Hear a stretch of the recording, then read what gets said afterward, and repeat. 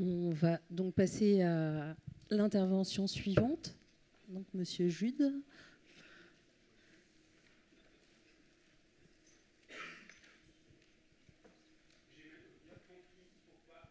Le professeur suisse dans la phase de digestion. Il parle un peu plus lentement. Hein.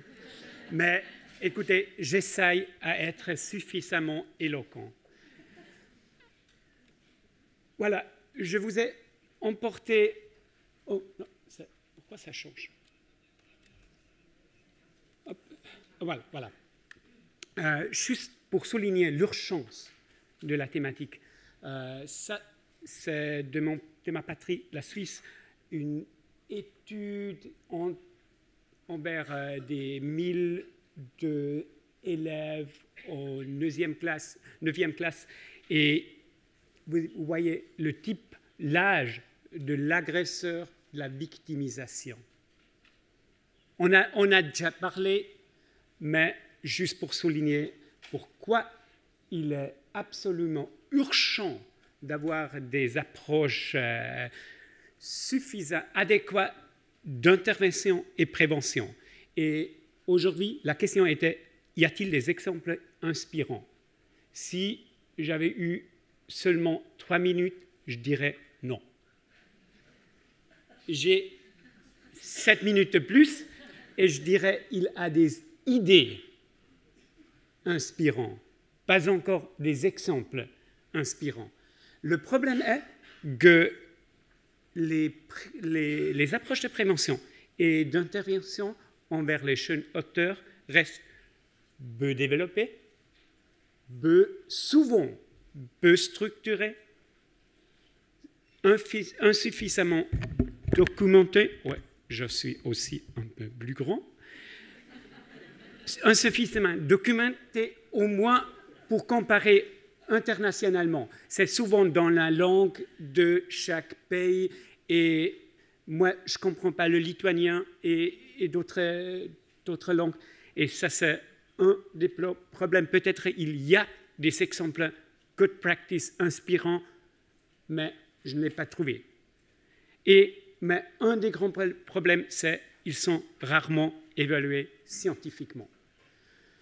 J'ai quand même 2 exemples, vous pouvez lire là-dessus dans mon rapport. Un est What's OK des États-Unis. Alors le programme en général s'appelle Stop It Now, et la partie pour les jeunes, c'est What's OK.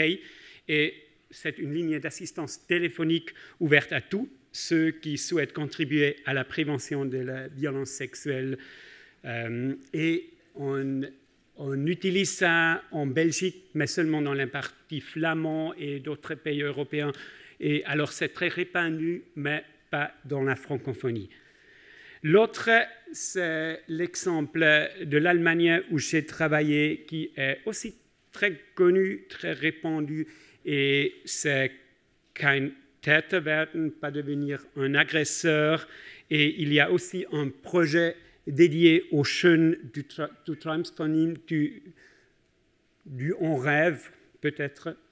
Et c'est important, il y a aussi une application Troubled Desire qui est disponible anonymement et en plusieurs langues, y compris le français.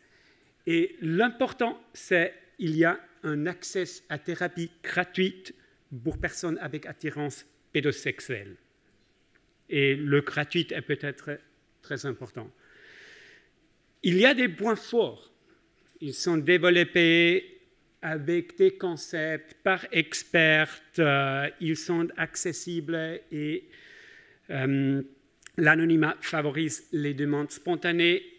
Ils sont très acceptés socialement et il y a un intérêt pratique. Le problème est on a essayé de les évaluer, mais le ciblage est restreint.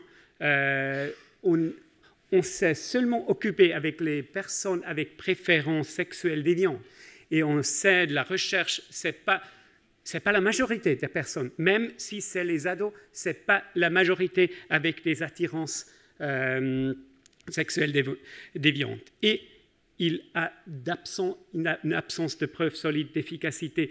Souvent, le problème, pas seulement avec les Shonotors, mais au niveau international aussi de tous les programmes de prévention, victimisation sexuelle, on ne sait pas s'ils baissent les taux. On sait seulement s'ils sont acceptés. On évalue seulement s'ils sont acceptés, s'ils changent les attitudes et pas vraiment les taux. Et ça, c'est aussi, je introduis les autres, à ce qu'il y a aussi des programmes préventifs scolaires, il y a ces programmes, mais souvent pas spécifiquement directés aux jeunes et pas évalués proprement. Et avec les interventions, c'est le problème. Il y a les curatelles, etc. partout, mais ça, ne sont pas des interventions structurées, etc. Je n'ai pas trouvé beaucoup d'exemples inspirants au niveau d'intervention. Voilà. Conclusion. Idées, je dirais idées inspirantes, mais pas good practice. Et en implémentation franc exigerait une évaluation rigoureuse et je vais, avec le contraire du bien, c'est le bien intentionné. Alors c'est important d'évaluer ce qu'on fait. Merci.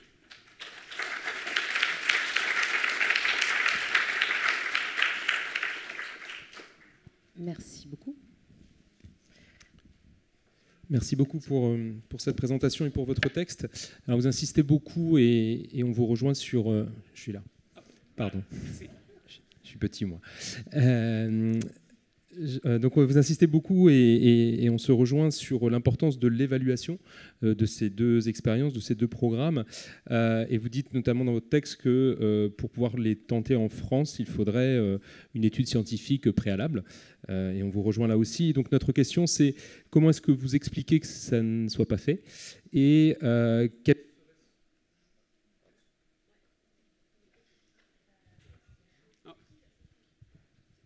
Pourquoi? J'ai compris que c'est pourquoi ce n'est pas fait. Oui, alors la question est double, c'est... donc comment est-ce que vous expliquez que cette évaluation ne soit pas faite et la deuxième question, c'est quel serait selon vous le meilleur moyen pour évaluer les programmes de prévention tertiaire au sens large, hein, pas uniquement sur ces deux expériences. Voilà, donc pourquoi ça n'a pas été fait et qu'est-ce qu'il faudrait faire pour pouvoir le faire bien? Oui, je pensais assez simple, ça coûte cher de le faire adéquatement. Alors on doit avoir un groupe de contrôle si on veut ou peut-être il y a d'autres approches qu'on n'a pas besoin, mais on doit faire rigoureusement, ça coûte cher. Et pour vraiment contrôler si ça baisse les taux, on doit le contrôler d'un temps plus long. On ne peut pas seulement faire juste après qu'on a impliqué l'intervention ou la prévention. Et un des problèmes, c'est si on veut le faire indépendamment. Si une personne a développé le programme, l'autre collègue, l'autre professeur n'a pas envie d'évaluer quelque chose qu'il n'a pas développé lui-même, elle-même, et c'est difficile à trouver, ça ne donne pas des mérites académiques, etc. Il a des problèmes, je dirais, il a des problèmes structurels qui l'évitent. Merci.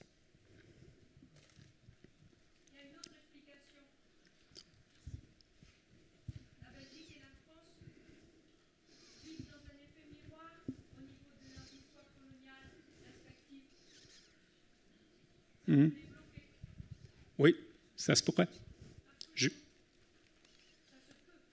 Oui, ça se peut, vraiment. Bonjour, Delphine Raïb. Du coup, là, j'interviens avec ma casquette d'épidémiologiste et je suis chercheuse en évaluation en santé sexuelle. C'est juste pour compléter, je pense que l'un des points qui pose problème aussi, c'est l'attrition sur le suivi long, donc le fait de perdre des personnes. Il y a des tentatives qui ont été faites en France pour évaluer des programmes de prévention en santé sexuelle qui dépassent juste le fait d'avoir bien aimé l'intervention et d'avoir des connaissances, mais vraiment aller sur les comportements. Et petit 1, il y a du mal à recruter. Et on s'aperçoit qu'il y a un gros biais de recrutement, même quand on va sur des groupes scolaires qu'on essaie de randomiser. Et ben en fait, à un moment, vos établissements, ils sont biaisés s'ils acceptent de participer. Et ensuite, on perd énormément. Et il y a des études qui s'arrêtent parce qu'au bout d'un moment, statistiquement, on ne peut plus être valide. Donc il y a ce temps long qui nécessite des financements qui sont colossaux, mais voilà, où on pourrait décider communément de le faire. Et des échantillons qui nécessitent d'être également extrêmement importants pour pouvoir avoir une robustesse statistique. C'est un problème qu'on va régler à un moment, mais... Je suis tout à fait d'accord. Mais c'est quand même pas si ça coûte cher, c'est pas une excuse de ne le pas faire. C'est un manque de volonté politique de le supporter. Oui. Voilà. Jean-Yves Chagnon, professeur de psychologie clinique et de psychopathologie. Nous sommes là pour débattre. Est-ce que c'est une bonne chose de faire des évaluations uniquement sur un modèle statistique? Quid des études de cas? Quid des études de pertinence? Quid d'une évaluation donc, par le biais d'entretien de la subjectivité des sujets qui auraient été suivis sur tel ou tel modèle? Poser la question même à beaucoup de sociologues qui montrent qu'il y a une orientation idéologique derrière la question. Donc je voulais juste rappeler cela. Oh oui, tout à fait. Aussi, je ne dis pas on doit uniquement faire ça. Je dis on ne doit pas uniquement pas faire ça.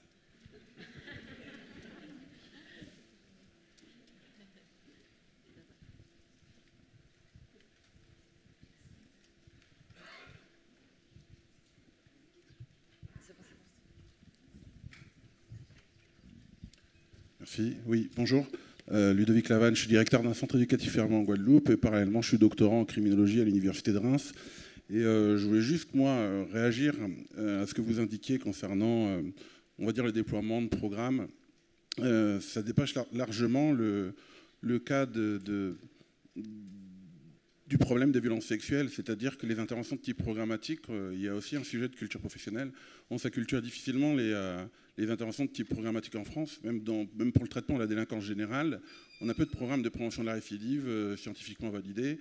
Il y a un autre sujet, mais qui a été abordé tout à l'heure, c'est que par rapport à la délinquance sexuelle, les échantillons sont très faibles, c'est-à-dire même au Québec, où ils formalisent des outils d'évaluation structurée du risque de récidive sexuelle, ils n'arrivent pas à mettre des scores seuils, parce que les échantillons sont tellement faibles qu'on ne peut pas mettre de score seuil comme on le fait dans les outils d'évaluation de type actuariel. Donc il y a aussi ces difficultés-là. Et puis juste préciser, puisque vous cherchez, nous on a cherché aussi en Guadeloupe, on s'est dit comment on pouvait... est-ce qu'il y avait des exemples inspirants? Donc on a trouvé un programme qui s'appelle PASSIS au Québec, un programme d'accompagnement des adolescents ayant commis des infractions à caractère sexuel, donc composé de 9 modules, de 17 séances à fréquence hebdomadaire. Et puis on a essayé on s'y est formé, donc on a gentiment invité les formateurs québécois. Donc en fait c'est un programme qui est le résultat le fruit d'une recherche doctorale, mais qui n'a pas été publié. Donc c'est pour ça que vous n'êtes pas tombé sur la publication scientifique ou sur les articles scientifiques. Et c'est vrai que il y a peu ou pas de recherche scientifique digne de ce nom qui viendrait attester. Et quand il y en a, donc je m'associe au débat qui a été initié à l'instant sur la fameuse échelle de Maryland. Alors moi je suis plutôt pro programme statistiquement validé, etc. Quand il y en a sur cette fameuse échelle de Maryland, on est un peu en bas et donc on a un peu de mal à avoir des choses robustes. Mais je pense qu'il y a vraiment un problème d'acculturation en France des interventions de type programmatique. Alors on a un peu pris ce tournant dans la justice des majeurs, même si c'est encore balbutiant, parce qu'il y a une conférence de consensus sur la prévention de la récidive en 2012-2013. Mais j'intervenais justement il y a un an dans le colloque organisé dans le congrès organisé par l'Association française de criminologie. Et je disais que dans cette conférence de consensus, la question de la justice pénale des mineurs n'avait pas ou peu été évoquée. Et lorsqu'elle avait été évoquée, elle avait été très peu ou quasiment pas évoquée en lien avec les acquis de la recherche criminologique. Et pourtant, Dieu sait qu'il y a des choses qui sont écrites en criminologie, que ce soit pour les majeurs, que ce soit pour les mineurs. Mais on a aussi une histoire en France de la justice pénale des mineurs qui peut-être, ça rime un peu moins bien sur les acquis de la recherche criminologique, parce qu'on a quelque chose de très lié dans les deux systèmes de protection de l'enfance et de prévention de la délinquance, et qu'on a pendant longtemps, jusqu'à la fin des années 90, la protection judiciaire de la jeunesse, elle s'occupait de davantage d'enfants en danger que davantage d'enfants en situation de délinquance, en tout cas du point de vue pénal. C'était l'entrée qui était davantage retenue. Et moi, je me demande si on n'a peut-être pas pris un peu de retard sur la question criminologique en France. Voilà. Merci pour ce commentaire. Je juste aussi pour ce rapport, je dois souligner que j'ai discuté, ce n'est pas une méta-analyse ou une recherche systématique, ça je pourrais juste pas faire. J'ai seulement dans ma capacité, je crois que je connais assez bien la littérature, je suis co-éditeur du Child Abuse and Neglect, le journal. Alors je connais assez bien, mais il y a quand même des exemples peut-être vraiment inspirants, mais peut-être il y a des exemples inspirants, mais c'est plutôt des lignes problématiques générales. Et, ouais, voilà. Merci beaucoup.